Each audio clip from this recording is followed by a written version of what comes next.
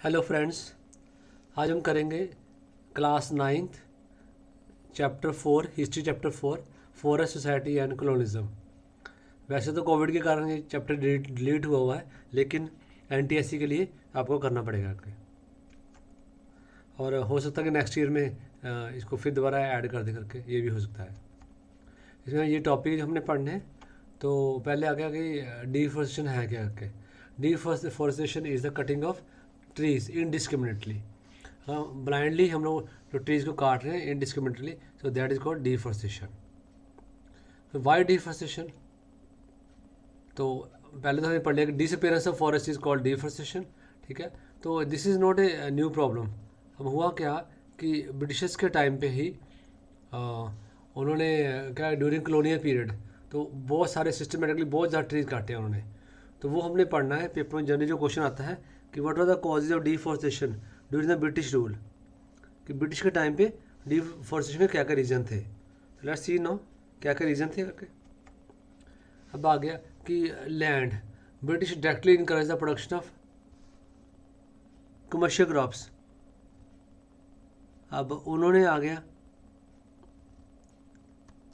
कि ब्रिटिशर्स को क्या चाहिए था, शुगर वीट ये सारी चीज़ क्रॉप्स चाहिए थी। देवर कमर्शियल क्रॉप्स। आजकल वीट तो कमर्शियल क्रॉप नहीं है, लेकिन पहले होती थी। तो ये सारी क्रॉप ग्रो करने के लिए उनको लैंड चाहिए थे, इसलिए उन्होंने ट्रीज काटे। फिर पॉपुलेशन बहुत बढ़ रही थी करके, तो पॉपुलेशन बढ़ रही थी इसलिए उन्होंने टू फीड द पॉपुलेशन, तो वो दे नीड फूड ग्रेन्स, तो that is why trees were cut down. फिर आगे देखते हैं कि स्लीपर्स। अब आ गया कि जैसे ये रेलवे लाइन होती है करके, ठीक है। अब जैसे रेलवे लाइन है, ठीक है, और रेलवे लाइन जैसे रेलवे लाइन है, तो रेलवे लाइन को ऐसे होल्ड करने के लिए ऐसे ये प्लैंक्स होते थे, है ना। So these were called sleepers. तो उसको स्लीपर्स बनाने के लिए अंग्रेज़ों को क्या है कि लैंड चाहिए, वुड चाहिए थी करके। तो large and natural areas of forest they were cleared, और इसलिए वो किया उन्होंने। फिर बाद में टी कॉफ़ी रबड़ प्लांटेशन है, तो वो वहाँ इंग्लैंड में बहुत चाहिए थी। तो ये सारी चीज़ें ग्रो की इंडिया में। तो इसको ये कहाँ ग्रो करनी है, लैंड तो है नहीं है, ट्रीज ही ट्रीज़ हैं, तो इसलिए ट्रीज़ काटे, ठीक है, फॉर प्लांटेशन पर्पज़। तो ये सारा कुछ किया करके। फिर बाद में ट्रीज़ बहुत कम होने शुरू हो गए करके। जब ट्रीज़ कम हो गए शुरू, तो फिर इन्होंने क्या किया कि एक जर्मन एक्सपर्ट बुलाया, उसका नाम था ब्रांडिस। तो उससे पूछा कि बताओ भाई, तो हम लोग क्या कुछ कर सकते हैं ट्रीज़ को सेव करने के लिए करके। तो फिर ब्रांडिस ने क्या किया, Brandeis setup Indian forest service in 1864, ठीक है, टू फॉर्मुलेट फॉरेस्ट एक्ट 1865, ये लॉ बनाया। फिर एक इंस्टीट्यूट बनाया, ठीक है, forest research institute, it was set up in Dehradun in 1906। तो पेपर में क्वेश्चन आया था कि where was imperial forest research institute set up, Dehradun में। तो उसने फिर क्या सिखाया, उसने सिखाया कि start the system of scientific forestry. Many people now वो तो कहते हैं कि साइंटिफिक फॉरेस्ट्री ये सब, कोई साइंटिफिक फॉरेस्ट्री कुछ नहीं है। अब साइंटिफिक फॉरेस्ट्री में वो क्या क्या था, कि करना क्या है। ये साइंटिफिक फॉरेस्ट्री नेचुरल फॉरेस्ट और जो डिफरेंट डिफरेंट ट्रीज के हैं, टाइप्स के हैं, तो उनको कट डाउन करना है। In their place trees will planted in state rows. तो मतलब ये जो नेचुरल ट्रीज़ हैं इनको काट देना है, इनको ब्रिटिश सारे काट देंगे, इनको काट देंगे सारे ट्रीज़ को। इनको काट के तो जो ये रोज़ में स्टेट रोज़ में ट्रीज़ लगाएंगे ना, तो ये रोज़ में ट्रीज़ लगाए हैं, तो this is what they call them scientific forestry. अच्छा जी, फिर क्या हो गया कि साइंटिफिक फॉरेस्ट्री लगाई। साइंटिफिक फॉरेस्ट्री ऐसे इंट्रोड्यूस करने से क्या हो गया कि बहुत ज़्यादा इफेक्ट पड़ा करके। तो इसमें इससे क्या कि जो नेचुरल वो थी, फॉरेस्ट ऑफिशियल्स ने सर्वे किया, उन्होंने एस्टिमेट किया पूरा एरिया का, कि डिफरेंट एरिया को एस्टिमेट किया। Different types of trees were made, working plans were made, they planned how much plantation area to be cut everywhere and the area cut, then जो उसकी जगह पे दूसरे ट्रीज कैसे लगाने हैं, ये सारी प्लानिंग की उन्होंने करके, सर्वे किए करके। सर्वे करने के बाद कि फिर जो ब्रांडिस ने क्या कि फॉरेस्ट लॉ बनवाए हैं। After the forest act was enacted, कौन सा बनाया करके, एक तो ये हमने ईयर्स भी लर्न करने हैं और लॉ भी करने हैं, इनको लर्न करना करके। फॉरेस्ट एक्ट पहले कब बना था, 1865 में, वो अमेंड हुआ है, 2 बार अमेंड हुआ है, ट्वाइस, 1878 में और 1927 में चेंज हुआ करके। अब इसमें था क्या, according to this there were 3 categories of forest, number 1 reserve forest, number 2 protected forest, number 3 village forest. The best forest were called reserve forest. Villagers could not take anything from this forest even for their own use, कोई वहाँ पे कुछ नहीं ले सकता करके, ठीक है। अब नेचुरली जब विलेजर्स को मना कर दिया कि आप फॉरेस्ट में नहीं जा सकते, अपना सामान नहीं ले जा सकते, तो उनकी लाइफ तो अफेक्ट होएगी और वही बैडली इफेक्ट होएगी। तो ये क्वेश्चन है कि how are the lives of people affected. तो प्रॉब्लम क्या थी, the villagers wanted mix species of trees to satisfy their needs of fuel, fodder, leaves. The forest department, on the other hand, Britishers, they wanted trees which were suitable for the building ships and the railways. क्योंकि एक मैंने आपको बताना भूल गया कि okay trees के ship बनते थे। तो ब्रिटिशर्स की नेवल आर्मी थी बहुत बड़ी, तो नेवल फ्लीट थी, इनको शिप थी, वहाँ पे ओक ट्री सारे ख़त्म हो गए इंग्लैंड में। तो इंडिया से फिर शिप बनाने के लिए, ट्री ले आने के लिए, स्टेट ट्रीज लाने के लिए, तभी इन्होंने क्या किया, जो नेचुरल ट्रीज वो काटे, उसकी जगह पे फिर ओक ट्रीज को ग्रो किया करके। तो जितने भी ये ट्रीज थे दे आर वेरी यूजफुल, जो मिक्स वैराइटीज थी they are very useful for the villagers, जो यहाँ पे ट्राइबल लोग रहते थे। क्यों, क्योंकि the different parts of trees were use, roots, leaves, fruits and tubers, they are nutritious to eat. Herbs were used as medicines. तो पेपर में क्वेश्चन आता है कि क्या क्या यूजेस थे ट्रीज़ के।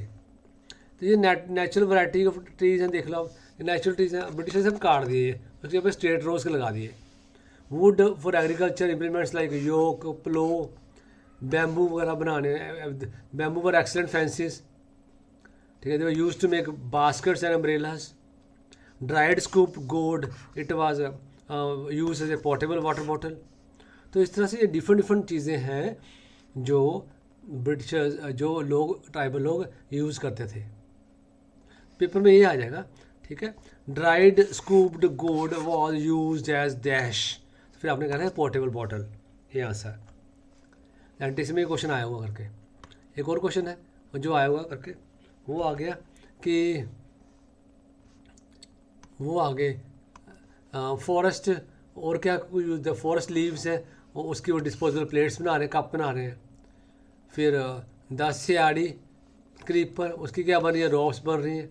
थॉर्नी बाग का क्या यूज़ हो रहा है, और जो सैमन ट्री का है, तो उसको it is use to grate vegetables. Oil for cooking to light lamps, ये ऑयल कौन सा यूज़ हो रहा है, वो महुआ ट्री। पेपर में ये आएगा कि किस ट्री का जो oil of which tree was use as cooking oil, तो हमने कहा ना महुआ ट्री, तो दिस इज़ द आंसर। तो ये सारी चीज़ें ब्रिटिशर्स बहुत, विलेजर्स बहुत यूज़ करते थे, लेकिन अंग्रेज़ों ने क्या किया कि वो सारी रिस्ट्रिक्शन लगा दी करके। तो डिफरेंट ट्राइबल लोग रहते हैं डिफरेंट एरियाज में। वो कौन से लोग रहते हैं, many communities left their traditional occupations, they started, और ट्रेडिंग शुरू कर दिया, अपने ऑक्यूपेशन छोड़ दिए। Villagers and nomadic communities like Korava, Karacha, Yerukula of Madras presidency they lost their livelihoods. तो ये आ सकता है कि कौन किस कम्युनिटी का है, ये भी हमने करना learn. The people, tribal people, they were forced to work work in factories, mines, plantations under government supervisions. In Assam, men and women of forest communities like Santhas and organs from Jharkhand, Gonds from the Chhattisgarh, they were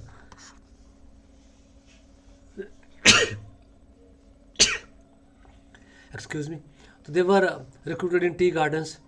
तो ये हमने learn करना कि सांथस कहाँ के हैं, असम के आगे। फिर आ गया और आंस कहाँ से आगे, झारखंड से आगे। फिर गोंड्स कहाँ के आगे, छत्तीसगढ़ के आगे। तो ये कहाँ काम करना शुरू हो गया, टी गार्डन में शुरू हो गया करके। तो लोगों की हालत तो बहुत खस्ता होगी, मतलब बड़ी ख़राब होगी। तो डिफरेंट कंट्री के डिफरेंट पार्ट्स में जो डिफरेंट जो लोग हैं उन्होंने रिवोल्ट किया करके। जैसे एग्जांपल कि सिद्धू एंड कानू, और वो कहाँ गए, संत परगना थे, वहाँ पर रिवोल्ट किया। बिरसा मुंडा कहाँ का था, छोटा नागपुर का, उसने वहाँ पर रिवोल्ट किया। अलूरी सीताराम राजू, ये 10th में हम लोग पढ़ेंगे, 10th की बुक में है। तो ये इसने आंध्र प्रदेश में रिवोल्ट किया। तो बस्तर में रिबेलियन हुई है जो आपके सिलेबस में भी है, ये बस्तर, तो यहाँ पे अटैक किया, तो ये हमने पढ़ना अभी। अब हुआ क्या, बस्तर है ये डिस्ट्रिक्ट छत्तीसगढ़ का, this the north of this plateau is the Chhattisgarh plain, to south is Godavari plain, located in the southernmost part of Chhattisgarh, ठीक है। और बॉर्डर्स ऑफ आंध्र प्रदेश, इसकी लोकेशन आ गई करके। इसमें कौन सा रिवर फ्लो करता है बस्तर में, इंद्रावती रिवर, ठीक है। तो इसमें क्या हो गया, यहाँ पे कौन से लोग रहते थे, यहाँ पे थे कि कम्युनिटीज लाइक बस्तर में कौन से थे, मारिया, मुरिया, गोंड्स, ध्रुवाज, तो हलबाज, ये कम्युनिटीज़ हैं, ट्राइबल कम्युनिटीज़ जो यहाँ पे रहती थी। They speak different languages, they share different customs and beliefs. तो पेपर में क्वेश्चन आता है, describe the custom and beliefs of the people of Bastar. The people of Bastar believe that each village was given by its land. Land किस विलेज को land किसने दी है, बाय मदर अर्थ। तो दे शो रिस्पेक्ट अर्थ को, spirits of the river, forest, mountains, सबको वो रिस्पेक्ट करते थे, पूजा करते थे। Every year so there was big hunt, headman of the village in pargana, pargana माने क्लस्टर विलेजेस, वो सारे इकट्ठे हुए होते थे। दे कंसर्नड, जो भी विलेज के कंसर्न है वो सारे डिस्कस होते थे, क्या क्या मुश्किलें हैं, क्या क्या मुसीबतें, उसको दूर कैसे करनी करके सारी डिस्कशन होती थी। Every villager know its boundaries, ठीक है। तो local people look after all the natural sources. तो किसी ने दूसरी जगह से कुछ भी लेना है, कुछ अपनी बाउंड्री छोड़ कर दूसरी बाउंड्री से कुछ लेना है, तो they have to pay small fee, that was called devsari, dand. तो पेपर में ये भी आ सकता है, what was devsari. People of Bastar were worried, allowed to stay on the reserve forest, ठीक है, ऑन द कंडीशन, उन पर कंडीशन लगा देगी जी आप यहाँ पे तभी काम करोगे, अगर तभी रह सकते हो कि अगर जंगल तो उनके घर है, तो अगर आप तभी रहोगे अगर आप फ्री वर्क काम करोगे फॉरेस्ट डिपार्टमेंट के लिए। तो दे वर डिस्प्लेस विदाउट एनी नोटिस। फमाइंस आ गए, तो कुछ नहीं खाने को बचा, जो रिजर्व फॉरेस्ट थे बस वही रहेगा, लास्ट होप थी वहाँ पे जाके। तो मतलब बस्तर के लोगों की बड़ी हालत ख़राब हो गया। फिर उन्होंने ब्रिटिश के खिलाफ रिवोल्ट किया करके। The initiative was taken by the Dhurwas of Kanger forest. Kanger forest जगह है, वहाँ पे ध्रुवास के एक ट्राइबल कास्ट के लोग थे, वो एक तो लोकेलिटी के, उन्होंने वहाँ पे रिवोल्ट किया करके। तो इट मीन्स वहाँ के जो उन्होंने बोला कि गुंडा धन फेमस बंदा है, वो ये नेथान विलेज था, तो वहाँ पे उसने रिवोल्ट कर दिया। जो रिवोल्ट किसके खिलाफ किया, it was against British. Most villages were deserted as people fled into jungle. सारे विलेज खाली हो गए, जंगलों में भाग के अंग्रेजों ने उन पर क्रूएल्टीज़ करनी शुरू कर दी करके। बाद में गुंडा को पकड़ लिया और बाद में क्या कि उसको फांसी हो गई थी। और जितने भी थे इन लोगों ने, ट्राइबल लोगों ने ब्रिटिश के खिलाफ रिवोल्ट किया था करके, तो ब्रिटिश ने सप्रेस कर दिया था रिवोल्ट सारा। अब ये तो इंडिया की एग्जांपल हो गई है, बस्तर वाली एग्जांपल। हाँ, हमारे सिलेबस में 2 एग्जांपल है, एक बस्तर की मतलब इंडिया की है, एक अब्रॉड की है, वो जावा। जावा कहाँ पे, इंडोनेशिया में एक आइलैंड है, फेमस राइस प्रोड्यूसिंग लैंड है, तो वहाँ की एग्जांपल है। उसमें क्या हुआ था, वो जो इंडोनेशिया था it was under Dutch. Dutch कौन है, Dutch people of Holland, people of Holland वो डच है। तो जैसे इंडिया ब्रिटिशर्स के अंडर था, तो जो इंडोनेशिया के लोग थे they were under Dutch. In 1600 the population of Java was 3.4 million. तो यहाँ के जो सबसे फेमस लोग थे वो थे कलांग्स ऑफ जावा। ये पेपर में आता है, who were Kalangs. Kalangs were the community of skilled forest cutters and shifting cultivators, बड़े एक्सपर्ट थे फॉरेस्ट कटिंग में। तो in 1755 when the Mataram kingdom of Java was split, divide हुआ था, तो 6000 कलांग फैमिलीज थी। They were equally divided between 2 kingdoms, के बीच में इक्वली डिवाइड हुई है, इतनी इंपॉर्टेंट थी वो। डच ने क्या करवाया, Dutch try to make Kalangs under the, अपने जो बसी काम करवाया, तो कलांग्स ने स्टॉप और रेसिस्ट किया, अटैक कर दिया फोर्ट ऑफ जवाना। पेपर में आता कि डच के कौन से फोर्ट पे कलांग ने अटैक किया था, तो फोर्ट ऑफ जवाना पे अटैक कर दिया था। The Dutch enacted the forest law. फिर जैसे ब्रिटिशर्स ने इंडियंस के ऊपर बड़े फॉरेस्ट लॉ लगाए थे, ऐसे डच ने भी लगा दिए, वही रिस्ट्रिक्शन लगा दी। Restriction will just to access the forest, forest में नहीं जा सकते, ये नहीं कर सकते, वो नहीं कर सकते, वहाँ सामान नहीं ले सकते, बहुत सारी रिस्ट्रिक्शंस, पाबंदियाँ लगा दी। तो एक्चुअली अगर लोकेशन देखनी हो जावा की, ये सारा क्या है, ये सारा इंडोनेशिया है, ठीक है। और इंडोनेशिया येलो वाला, इसमें एक जो आइलैंड है जावा, ये आइलैंड है, इसकी स्टोरी चल रही है। इसमें बाकी भी आइलैंड है, सुमात्रा, बोर्नियो, सेलिवीज, है ना, तो ये सारे आइलैंड्स हैं। तो 1882 में ब्रिटिशर्स जब डच ने यहाँ पे सारा कंट्रोल किया करके, तो 2,80,000 स्लीपर्स वर एक्सपोर्टेड फ्रॉम जावा।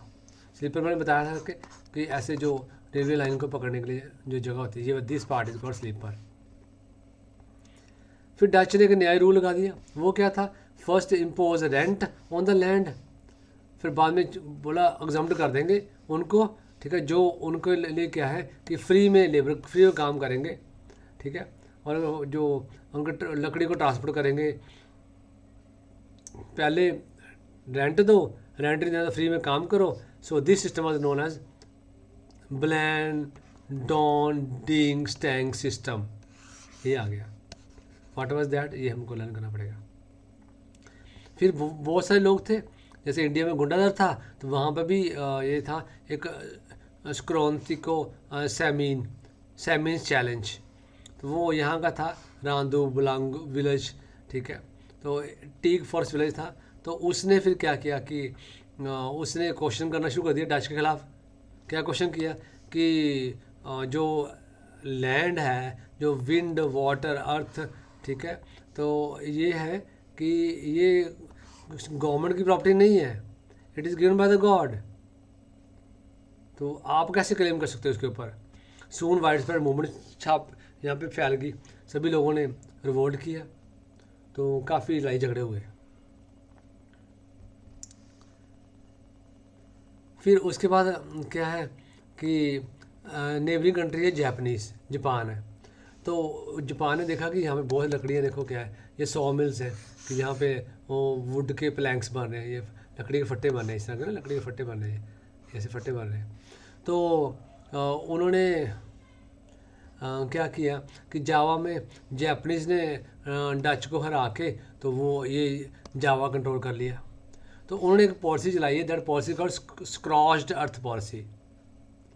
अब हुआ क्या कि जब डच को पता लग गया कि अब हमको जाना पड़ेगा, जापानीज़ आ रहे हैं करके, तो उन्होंने जितनी भी ये 100 मिल्स थी, जितने भी ये प्लैंक्स थे, लकड़ियाँ थी, स्लीपर थे करके, और ट्रीज थे, सबको आग लगा दी।